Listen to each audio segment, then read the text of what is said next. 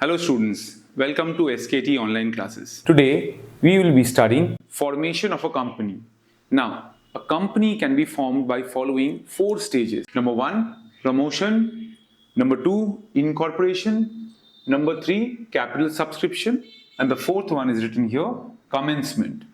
Now, as we have discussed in our previous video, a private company just needs to perform the first 2 stages, that is promotion and incorporation.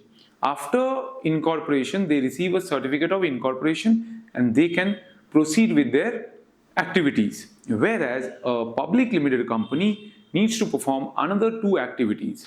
The 2 activities which they need to perform is capital subscription and commencement of business. So these 2 stages, if they perform and complete, then they get a certificate of commencement with which they can start their activities, which will be considered legal. Now, here are 4 stages of formation of a company. So let us begin today's class with promotion. So promotion is the first stage. Now, here when we talk about promotion, the idea that the promoter has in his mind is transformed to a shape where a business is developed. So, suppose I am a promoter and I decided to open a chain of restaurants. So, this is my idea. Now, I have to give shape to this idea. To start a business, a joint stock company, we need to follow the first thing, that is identification of business opportunity. Here, the promoter discovers the idea. He creates in his mind the idea where he has his talent. Maybe say I am a good teacher, so I discussed, and with various discussions we have come up to this level, but it is not a joint stock company. Whereas if I would have been a chef and I would have decided one day, maybe I would have run a small restaurant, it was very popular. Now I want to start it as a business. There are many restaurants, popular restaurants like Arsalan, Shiraz. These places are private limited companies. These are all private limited companies. Now, private limited company means they have to undergo the first 2 stages. They have to undergo these 2 stages. So, to do this, what they have done? They have first discovered this idea that how will we operate? We will open branches. We will give it to maybe we will introduce more number of people and we will increase the branches and we will spread all over India. Say Kareem is a big brand. They have spread across many cities now. So how are they operating? They are operating with an idea. So this is the first stage where we discover such ideas. That is called identification of business opportunities. Next, number 2, we have feasibility study. Now I may discover an idea that I will create an institute from where we will discover or develop something and we will send them to space. Whether this idea is feasible. So to do that, to know that whether it is feasible or not, the next step is feasibility study. We need to identify, after identifying, we need to see whether this business is going to be feasible. Feasible means whether it is going to be practically possible or not. So, to find out the feasibility studies, there are 3 different aspects we will study. Number 1 being technical aspects. Now, suppose today I am doing such a business whereby I have to import some raw materials from Pakistan. Say those goods are only produced in Pakistan. So, today the conditions are good, I will be able to import the goods from Pakistan. But after some time, there might not be good trade relation between India and Pakistan. So I will not be able to import such good. So such type of raw material, if not available, I will not be able to proceed with my business. So technically, this is not feasible. So we should stop here only. But if I see that the alternative is available in some countries like Nepal or maybe Russia, then it will be always available to us. So easily we can go ahead with the technical feasibility. Number 2, financial feasibility. Now you all know that to carry out a business, you need a lot of money. So say today I want to start a restaurant business. I'll open a chain of restaurants in the big cities. So for that I need a lot of funds, which I don't have. Then in that case, there is no possibility of going ahead with such business idea. So I should stop there only. So this is financial feasibility. Then next is economic feasibility. Now I may somehow arrange finance. People are there who will give me money. But after a projected cash calculation of profit and loss, I found out that there is no scope of earning good profits from this business, then what is the point in continuing or carrying out this business? Because at the end of the year, after doing so much of hard work, we will not be able to fetch profit. Maybe for next 3, 4, 5, 10 years, there is no scope of profit because customer base will never be created for such a restaurant in this city or in some cities. Only few cities are there where we will be having profits, rest will be having losses. So there is no point in doing such business. So economic feasibility will be negative for such business. So this is economic feasibility. So with this we complete the second step of promotion. Next is name approval. Now remember students, two companies, not one, two companies cannot have same name. Have you ever heard any similar name of both companies, joint stock companies, maybe public limited company? Have you heard a second Reliance? Have you heard of a second Tata? No, it cannot have.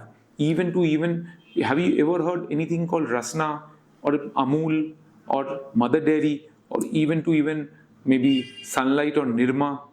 There is no copying of name. Forget about name. These are product name, brand name. But what about the company's name? Hindustan Unilever. I can also open a company called Hindustan. Why not? I am also living in India. I am also working in India. So I can definitely. But I cannot. Even if the business is of different type, then also I cannot. Say Bata. I will also open a fish market or a fish business of fish where I'll be importing fish and I'll keep the name Bata. Bata is also a fish. So I cannot keep it. Though the business is absolutely different. That is, shoe business is a fish business, but still I cannot keep. Identical name cannot be kept. So for that reason, we need to get the name approval from the registrar of company. We have to apply for a name just the same way we apply for the car numbers. You will see fancy car numbers 5555. Say 4 5s are there. You will not get it on the basis of your luck. You have to apply for it. If already the same model, same number is there, you will not get that number. But if it is not there, you can get it. So similarly, we have to keep 2-3 options name, and then we have to ask the registrar of the company to approve it. If the name gets approved, your company will be registered with the name that you have requested for. So this is name approval. I hope this is clear to students. Now, fixing up the signatories to Memorandum of Association. Now, what does this point exactly mean? Fixing up the signatories to Memorandum of Association. See, whoever signs this Memorandum of Association becomes the director of the company. I repeat, whoever signs this Memorandum of Association in the first place, they are called directors. After the promoter have appointed the directors, they ask them to sign in the memorandum. Memorandum is a principal document. We will discuss Memorandum of Association later. But in this, whoever are the signatories to the Memorandum of Association, they will be called directors, and the promoters will be asking the directors to give the consent, to give their consent. Say today, in the place of director, I write 3 names: Shah Rukh Khan, Salman Khan, Amir Khan. They are not my directors. Of course, they will not be. They don't even know. And I get the approval. But seeing the name of such directors, many people will invest in the business. Later on, I will say they are not ready to join. So, registrar won't accept. Registrar for the company will not accept such commitment unless and until the directors have given their written consent. So, when you are fixing up the signatories, you have to get the consent from the directors. So directors will give their consent that they are willing to join the company, and after they have given that written consent, the promoters of the company will be asking to pay for their qualification share. The shares which will be given to the directors are called qualification share, and for that they will be asking to pay the money. So this is fixing up signatories to the Memorandum of Association. Now, after this is done, after the directors have paid for the qualification shares and they have given the written consent to the promoters, then the next step is appointment of professionals. Now see, you need underwriters and brokers to sell your securities. You alone cannot do it. Say in the initial stage, a company just has formed, many people are not aware, so you should already be in advance. Like say for example, today I'm making a big building. I have already, tied up with many marketing companies who will be promoting my building into various category of people, maybe to economic sector, to rich sector, various sector. It will be promoted. You will see hoardings in different places. These are not done by builders, but they are done by the marketing team, which they have appointed, or a third party to whom they have given the contract for marketing your building. So this is how you also need to appoint professionals who will be selling your securities in the initial phase. So that is the main shares of your company. So underwriters and brokers are for that. To set all your legal matters, you need solicitors. Now, solicitors will be taking care of all the legal department work. All the banking related works will be done by the bankers. So appointment of professional means underwriter, broker, bankers and solicitors. Next, preparation of necessary documents. Now what necessary documents will you prepare? We will discuss it in the later stage, but the documents that you need to prepare is number one, Memorandum of Association, Articles of Association, MOA and AOA. These are the major two documents. Apart from that, you will also have to prepare a prospectus and if statement on lieu of prospectus, if either this or that. Apart from this, minimum subscription is also one of the, it's not a document though. So these are the three documents which you need to prepare. Even prospectus, not that important, but Memorandum of Association is the most important document along with Articles of Association. So this is all related to promotion of a company. Now once these are done, are prepared by the promoter, he will make everything ready. Once he is ready, he will apply for incorporation. Incorporation means birth. Incorporation means birth of the company. Like I was born. What is the proof that I was born? A birth certificate. Same for you people. You are born, you must be having a birth certificate. Similarly, a company which has been formed, they also have certificate of incorporation. They have certificate of incorporation. Now, certificate of incorporation is a birth certificate of company.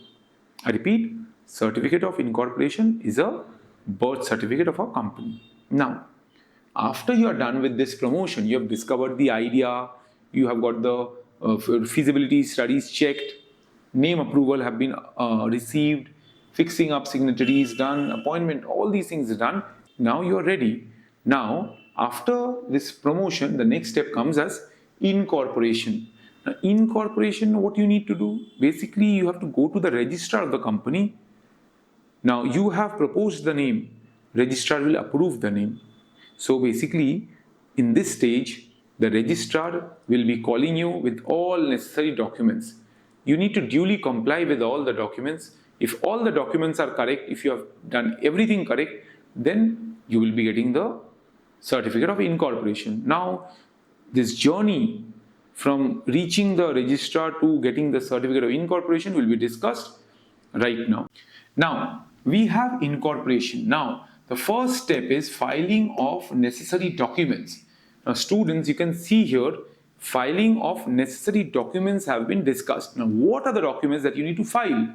So, certain documents you have already prepared, it means now you have to file those documents before you present them to the registrar. Number one, Memorandum of Association. Now let us discuss what is Memorandum of Association, because here also you can see I have written Memorandum of Association. Now Memorandum of Association is the main or principal document for a joint stock company which describes the objective of the company. So a Memorandum of Association is a document which describes the objective of the company. The reason for the formation of this company is described in Memorandum of Association. Now, Memorandum of Association constitutes the relationship between the company and the outsiders. All the outsiders who will be associating with the company, that relationship is established in Memorandum of Association. It constitutes of 6 clauses. There are 6 clauses all total. Those 6 clauses are, number one is name clause.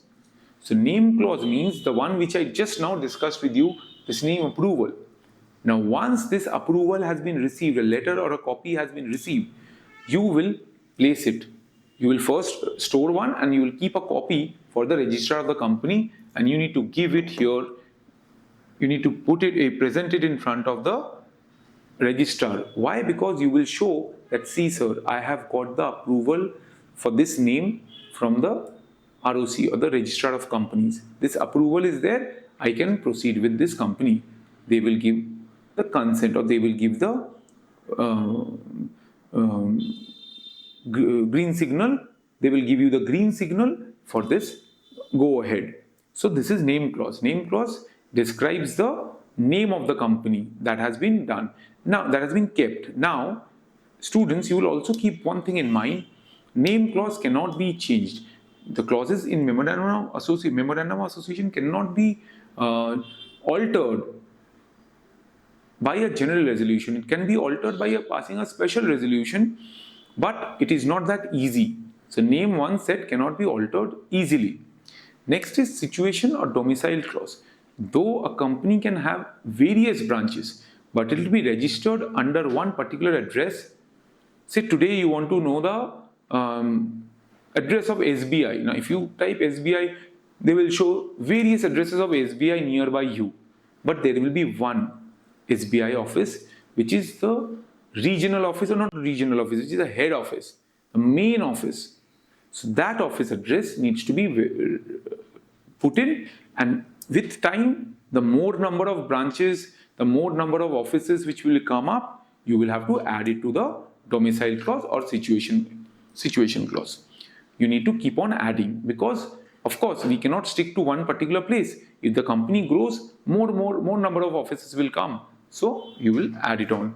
But situation clause is the place clause, so the registered office clause, where your registered office is located. That clause is situation clause. Next is object clause. Now what is the object of a company? Say Bisque Farm or say Britannia. Now their object is to make biscuits, eatable products. So that is their main objective. Apart from that also, if they are into some kind of other industry, that also will be mentioned under the object clause as main clause and other clauses. Main clause is biscuit making, other clauses might be some other products which they are making, or any other service, that also will be mentioned under the object clause. Then is liability clause. Now if you students remember, in my previous or maybe previous video of joint stock companies limitation, where we have discussed, not limitation, advantage, limited liability was discussed. And I told you all that the liability of the member will be limited to the amount of shares purchased by him or held by him. This was what I told. The amount that you are holding shares worth rupees. So you are holding shares worth rupees 10,000, no matter you have paid 6,000. You will be liable for 10,000 rupees. Where is this written? On what grounds are we saying? On this ground, liability clause. It will be mentioned in the memorandum. If a person by willingness has agreed to bear more liability, that also will be mentioned in the liability clause. So and so people have admitted to claim more liability than they hold shares worth rupees. So this kind of thing will be mentioned in liability clause. And then comes capital clause. Now just now we did not discuss about it, but I am telling you all, the capital which can be issued by a joint stock company in its lifetime is called authorized capital. The total capital that the company has and can be issued in its lifetime. Out of that is called authorized capital or nominal capital. The capital which it can issue in its lifetime. So that capital is called authorized capital. A part of the authorized capital is initially issued to the public. So that is called issued capital. Now there is no guarantee that the capital which you issue or the number of shares which you issue, public will subscribe for it. So how many shares public subscribe is called subscribed capital. So all these things, how much you have as authorized capital, or how much can you have as authorized capital, how much can you increase, decrease, whatever clauses, all will be mentioned in your capital clauses or capital clause. Okay. And the last is association clause. Now association clause is a clause whereby the directors of the company have given the assurity that they have paid for the qualification shares. So the directors have agreed to buy the qualification share. That also will be mentioned in the association clause. So such clause with which we complete Memorandum of Association. Now, students, Memorandum of Association is the main document, principal document, describing or defining the objective of the company. So, with that thing in mind, I hope it is clear to you all what document needs to be filed. Number one is Memorandum of Association. This document, main document, needs to be filed. It has to be prepared. All these clauses, every detail in the memorandum has to be put, and then it has to be presented in front of the registrar of the company. Next, we have AOA. AOA stands for this Articles of Association. It's written here, Articles of Association. Now, as I told you all, memorandum describes the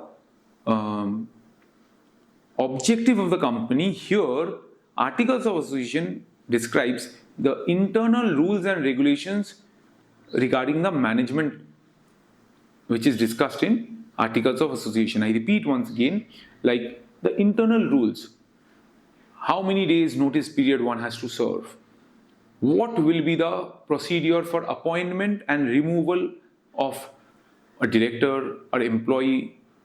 All these internal rules and regulations will be mentioned in the Articles of Association. So basically, Memorandum of Association deals with the company and outsiders. Here in Articles of Association, it deals with the company and the internal organization or the members of the company internally. So this is an internal document, this is an external document, though prepared within the organization. Next, some of the points or contents of Articles of Association are mentioned here, like amount and class of shares. Say class of shares or amount of shares, total value of shares. Different categories of shares are called class of shares. Procedure for share transfer. What will be the procedure? As you know, transferability of share is possible in public company or in private company, both. Private company it is not possible, but it can be given back. So in case of public company only it is discussed. So when the shares are transferable, what is the procedure to do it? Those things will be mentioned. Forfeiture of shares. Now, if you have studied issue of shares by this time, you will know what is forfeiture of shares. And if you have not, you will get to know. Forfeiture means taking back shares. So on what grounds will you take the shares back from the shareholders? If they fail to pay, how many times do they fail to pay? How much time will you give in order to get the money from the shareholders? So all these things will be mentioned. Appointment and removal of directors. This is what I told just a few minutes back. How are we going to appoint a director? How are we going to remove a director? What are the reasons? What are the clauses under which we can do this? Duties and remuneration of directors. The remuneration of the directors will be fixed or it will be fluctuating based on the candidate's merit. All these things will be mentioned. Declaration of dividend. On what grounds, on what circumstances dividend will be declared to the shareholders. All these things will be mentioned in the Articles of Association.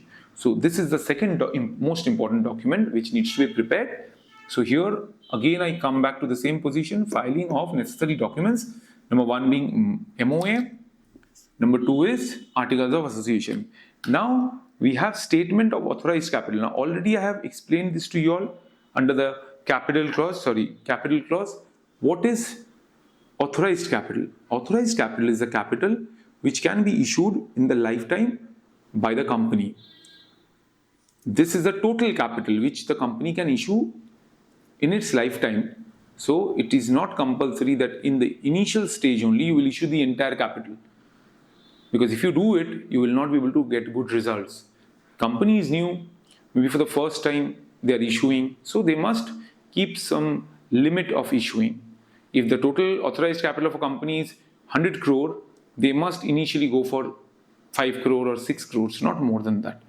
If the company's total capital is 10 crore, it can go for maybe 2 crore or 3 crore, not more than that. Initially you go for less, later on you can issue again. Alright, so this is statement of authorized capital. Next, list of directors. A list of directors have to be present. Now, list of directors when you are presenting, the next thing that should be there is the written consent of the directors. I have, suppose, got a hold of 5 directors who will become initial directors of my company.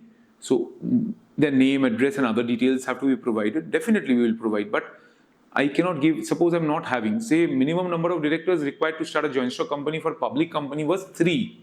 I have got 2. Third one I don't know, I have just given a random name. No. Again I'm saying it cannot be accepted, it will not be approved by the registrar. Registrar needs all the details of the directors as well as the written consent from him that he has paid for the qualification share. So, list of directors and written consent of the directors. Then next is notice of registered office clause, this one, domicile or situation clause. You need to provide the notice for the registered office clause. A notice has to be given that this is my registered office clause, and this notice has to be circulated among all the members, initial phase, your broker, banker, whoever they are. You have to provide a notice so that it is known to public that this is the office where they are going to situate. And the last is a statutory declaration. A statutory declaration that all these necessary documents are true and fair. This you can get attested by a barrister or a lawyer, and you have to present it in front of the registrar of the company. The registrar will see that it has been authorized by a dignified person, and then he will be assured that yes, all these documents are verified and true. Then only he will move ahead with these steps. So all these steps needs to be performed in order to get your company incorporated. So after preparing the first step, that is filing of necessary documents, the next thing that we need to do is payment of fees. We must pay the fees. Now the fees can be depending on the size of the company. Along with that, the minimum paid up capital you have to pay. So that minimum paid up capital, once you pay, the fees has been paid, then the company will be registered. Now registrar, after verifying all the documents, and he will check whether the payment of fees is done. When he sees that all the documents that you have kept in front of him is absolutely genuine and the fees has also been paid, then he will definitely incorporate your company. He will incorporate the company under the Companies Act 2013, and your company will be birthed or born. Now, here, after the registration process is complete, we get a certificate of incorporation. Now, what is certificate of incorporation? Certificate of incorporation is the birth certificate for a joint stock company. Now, I told you just now we need to understand certain things. Suppose we have filed all the documents, payment of fees and everything is done on, say, 20th April. Say 20th June, I received my certificate of incorporation. But the date mentioned in the certificate of incorporation is 15th June. 15th June is the date from which the company has got incorporated. But my company is quite far from the register of companies. By post, due to some unavoidable circumstances, I received it on 20th, 5 days later. But in this 5 days, I have actually entered a contract with a company regarding some money. Monetary involvement is there. I've taken some advance and I've entered into a contract. Now the question to you is whether this will be valid or not. Whether this agreement will be valid or not. I would have really loved to keep this as a question mark and waited for your answers in the comment box, but I cannot do it because I have to explain certain points on this particular part. Yes, this will be considered valid because the date of incorporation in your case is 15th June. Though you received it on 20th June, but it will be considered 15th June only. So from 15th June onwards, any agreement you entered will be considered valid. But yes, before 15th June, if you have done it, from April 20th to 15th June, that will not be considered valid. 15th June, the date which is mentioned in the incorporation certificate is the birth certificate of the company. From that day, the company can enter into any contract. So this is certificate of incorporation. So with this, once you receive, a private company, a private limited company can start its operation from that day itself. But a public limited company must undergo another 2 stages, that is capital subscription and commencement. So stay tuned to this continuation of class and wait for the next video where I'll be explaining you the capital subscription as well as commencement and some other things So see you in the next video. If you like this video, do not forget to press the like button, subscribe our channel, and any doubt you all have, please put it in the comment section. I'll definitely get back. Thank you.